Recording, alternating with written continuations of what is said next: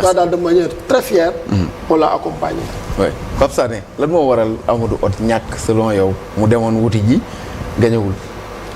Issa les tares de la diplomatie sénégalaise yi taxoon 2017 Abdoulaye Bathily bañ a jàll ce sont les mêmes tares qui ont fait que la candidature de Amadou Hott mënu woon jàll. Ça c'est une évidence.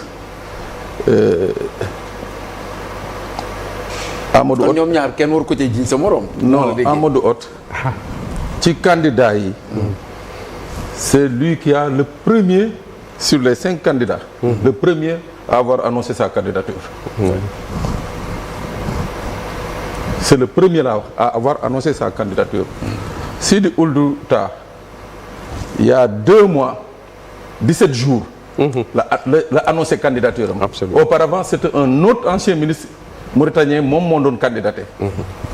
mais ce qui s'est passé pour que moom en l'espace de 2 mois 17 jours 15 jours mu mën a candidaté gouvernement Mauritanie porté sa candidature la diplomatie mauritanienne porté sa candidature ba tey les principaux actionnaires de la BAD préféraient soutenir moom sa candidature que la candidature du Sénégal est problématique. Mais plus problématique encore Issa. ñun sunu relation ak dëkk yu mel ni Mali. c'est des relations séculaires. am na ay votes yu doon am Nations Unies. Mali balaa moo ciy dugg day wax ak Sénégal ba pare. pour ñu harmoniser. pour ñu harmoniser. mais comment ça se fait que Mali bii mën a toog ba la dernière minute ne moom soutenirul Sénégal et puis quelques heures après la visite d'un officiel sénégalais. c'est problématique. Guinée-Conakry également c'est problématique. Burkina. mais li gën a yéeme. mooy Côte d'Ivoire. fii premier ministre dem tey. moi je crois que cette visite là. elle aurait dû se faire un peu plus tôt que c'est pas la bonne période. parce que dañu egsi ñoom ci contexte bi nga xam ne il faut dire les choses ñoom bi ñu egsi ci contexte bi. Alassane Ouattara bu doon moom kese la Pastef egsi au pouvoir gënalu ko. ça c'est une évidence. su doon moom kese ñoom Amadou Moustapha xëy na ñooy. gënalu ko il a parfaitement raison. gënalu ko. mais kon nag moom Alassane Ouattara. tey lépp lu mu mun a def pour wàññi la nga xam ne mooy dayoo président Bassirou Diomaye Faye dans l'espace ouest africain dana ko def. mais il fallait un travail souterrain parce que j'aime bien le terme souterrain. parce que on parle de diplomatie et c'est souterrain. ñu dem lijjanti woon wax ak Ouattara ba nga xam ne tey jii xëy na lii nga xam ne moom mooy apportu Côte d'Ivoire ñu verser ko ci Sénégal. bañ koo verser ci fële. loolu mooy premier aspect bi may wax la diplomatie c'est un échec diplomatique. mais Macky envoyé woon na suma jumul 44 missions. bi professeur Abdoulaye Bathily candidaté woon pour Union africaine mais dañoo ñàkk. est-ce que kon dinañ. mais ñaata la ñu gagné. oui ñaata la ñu gagné ñun. bari na bien sûr. yow benn rek nga ci wax Abdoulaye Bathily rek nga ci wax wala ñaar parce que moo tolloog seen régime. sur 12 ans. moo tolloog seen mais balaa maa ñëw ñii ba mu commencement ñetti échec may ko mu ñëw doyen. wax naa pays yi ma wax léegi benn pays bu ñu voté mooy Guinée-Bissau. mais Guinée-Bissau c'est tout à fait normal mu voté lu. nous sommes le seul pays bu reconnaître un président illégal. nous sommes le seul pays. donc c'est tout à fait normal. mu voté ñu mais 2017 Guinée-Bissau bii pour voter contre professeur Abdoulaye Bathily. ils ont attendu à une semaine du vote. à l'Union africaine.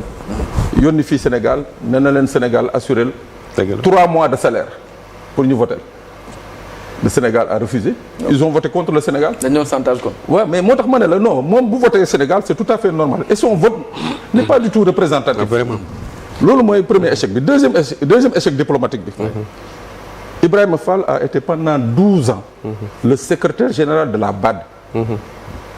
Ibrahima Fall faisait partie des conseillers de Sidi Ould Tah au niveau de la BDA. mais ñun ñu am kooku Sénégal. am un candidat sénégalais. on l'implique pas. mais c'est problématique. mais beneen Adesina le président sortant de la BAD. Amadou Sarr bu DER bi fi nekkoon. bi créé DER. moo ko jëlee ci benn forum États-Unis je dis bien la candidature de Adesina Nigéria porté wu ko. c'est le Sénégal qui a porté sa candidature. tout à fait moo tax mu nekk suñu xarit. voilà. Amadou DER. Amadou Sarr moo dajeeg moom ci benn forum. ñi waxtaan waa ji ne ko man lii laa bëgg te dama bëgg Sénégal jàppale ma ci parce que bu ñu ma jàppalee ma dem.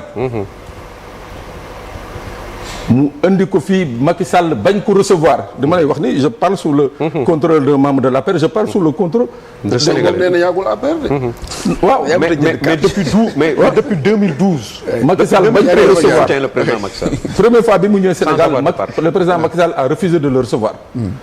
Amadou Sarr forcé ba Macky Sall accepté ko recevoir. mu dressé une feuille de route Macky Sall boole ko le ministre de l'économie des finances d'alors muy Amadou Ba. Amadou Ba a porté sa candidature au nom de la diplomatie sénégalaise. Convaincre les différents partenaires, convaincre le Maghreb, convaincre également l'Occident. lii moo tax Adesina du toog 2 mois yu mu ñëwul Sénégal moi je le dis parce que moi à chaque fois qu'il vient au Sénégal je le vois. xaritu Amadou Ba la lool. chaque fois qu'il vient au Sénégal je le vois. donc moom jàpp na ni que moo tax le vote nigérian là. c'est un vote c'est pas le Nigeria n'a pas voté entièrement pour autre. le Nigeria a fractionné son vote. sur les 9% dañ ko xaaj ci digg bi. votel benn Amadou. beneen bi ñu votel ko Sidi Ould. naar bi waaw. mais c'est là où je dis que man dama jàpp ni que. su ñu amee toutes ces personnes yi nga xam ne. qui ont participé à l'élection de Adesina. ressource quoi. man li may xalaat. war nañ leen impliqué. mooy que dañ leen waroon impliqué. impliquer nos différentes représentations diplomatiques. waaw te man li may wax nii. c'est pas un secret. au niveau de l'ambassade du Sénégal à Abidjan. où se tenait l'élection l'assemblée générale. mais ça waay il y avait pas cette implication bu mënoon joxe espoir que kii nga xam ne mooy Amadou Hott dana jàll. et là c'est là où c'est problématique. merci voilà Abdoulaye Mbow bi nga déggee résultat